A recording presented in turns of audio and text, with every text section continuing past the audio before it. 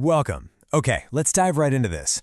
If you've ever tried reading through the Old Testament books of 1st and 2nd Chronicles, or, let's be real, various other ancient texts, you've almost certainly hit a wall.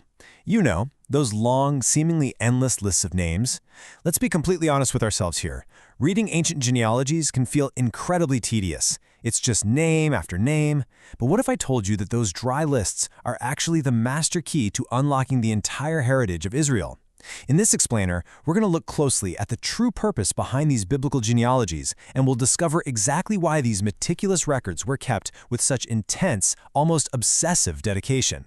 So, the big question we really need to ask is, why do biblical genealogies actually matter? It is so easy for us to just gloss over these family lists today, brushing them off as just dry, ancient historical data. But for the ancient Israelites, wow, these were definitely not just dusty, forgotten family trees. As we're about to see, these lists were literally vital, everyday tools. We're talking about tools for basic survival, for establishing your social status, and for proving your very identity. Without these records, you were essentially cut off, completely disconnected from your entire community.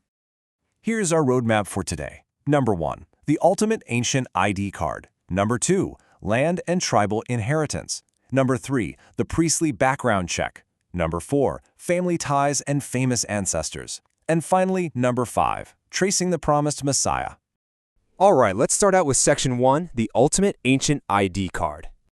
Think about it. Today, if you need to prove your citizenship or, say, travel internationally, you just use modern tools, like a passport, right? You hand over a government-issued ID, and you're good to go. But back in ancient Israel, your citizenship relied entirely on your genealogical records. To actually prove your identity as a Jew, to be officially recognized as someone who partakes in the profound blessings of Abraham, Isaac, and Jacob, and as a true part of God's chosen people, you absolutely had to have your family history. If a person wasn't a documented Jew, they simply couldn't be a recognized citizen. Without those specific records, you just couldn't participate in the fundamental aspects of Jewish life and culture. Your ancestral lineage was, quite literally, your passport to society. Moving right along to Section 2, Land and Tribal Inheritance. Now, family history wasn't just about belonging. It was incredibly important for sheer survival, purely based on where you actually lived. You see, each of the Jewish tribes received a very specific land inheritance in Israel. This wasn't some open real estate market where you could just buy a plot wherever you wanted. To inherit land in a particular tribal area, the strict, non-negotiable requirement was hard evidence that you were directly descended from that specific tribe. Because of this, your genealogy acted exactly like a modern property deed. If you couldn't prove your tribal lineage, you had absolutely no legal claim to the land. It was that simple. Next up, Section 3, the priestly background check. So, the Levitical priesthood was this highly exclusive group of male Jews who were specifically authorized to serve as priests. Clarifying what this priesthood actually was is super essential because, listen, this wasn't just a career path you could wake up one day and decide to pursue. It was an incredibly closed group. Gaining entry into it required what was essentially the ultimate ancient background check. Genealogies were the absolute vital tool for proving whether or not a Jewish male could step into this incredibly sacred role. Getting into this priesthood required a seriously stringent verification process, and it came with 2 non-negotiable steps. Step 1, you had to prove descent from the tribe of Levi. Step 2, you had to prove direct descent from Moses' brother Aaron. Priests could only ever come from this exact lineage. This whole process acted very much like a strict professional licensing board does today, except it was based entirely on genetics and recorded history.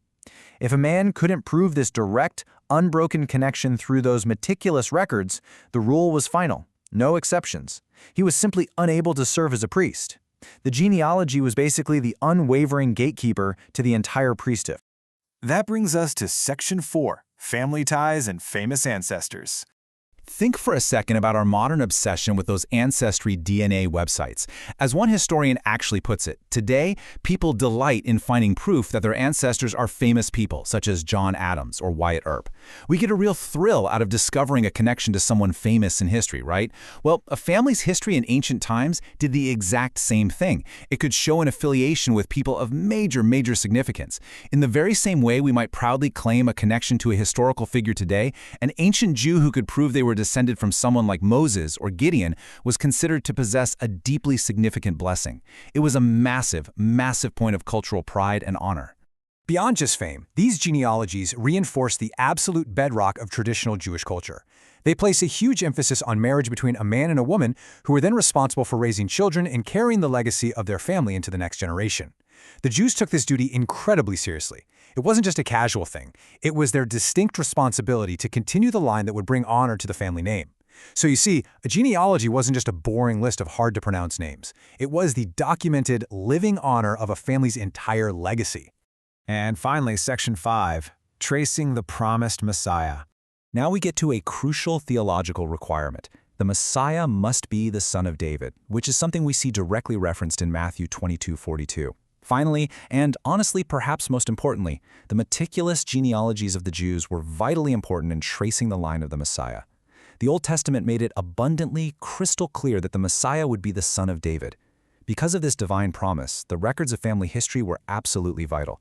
I mean, think about it, without them, there would be no objective, verifiable way to actually identify the true Messiah when he arrived.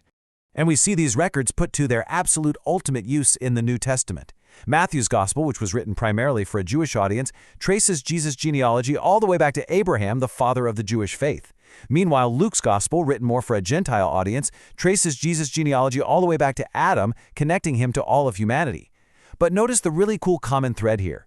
Both Matthew and Luke include these incredibly detailed genealogies in their Gospels specifically to show Jesus' undeniable, historically documented connection to David. They are literally leveraging these exact ancient Jewish records to prove his credentials to two entirely different audiences. So as we bring this explainer to a close, let's turn the focus back to you for a second. If your life was summarized in a single genealogical line, what legacy would your name communicate to future generations? We've seen today that the names in 1st and 2nd Chronicles are far from boring. They were the ultimate ancient ID cards, the keys to property and profession, true badges of family honor, and the very map that traces the path to the Messiah. It really makes you think about the enduring power of a name, doesn't it? And the permanent record we are all leaving behind. Thank you so much for joining me today, and I really hope this deep dive leaves you eager to keep exploring the fascinating layers of history.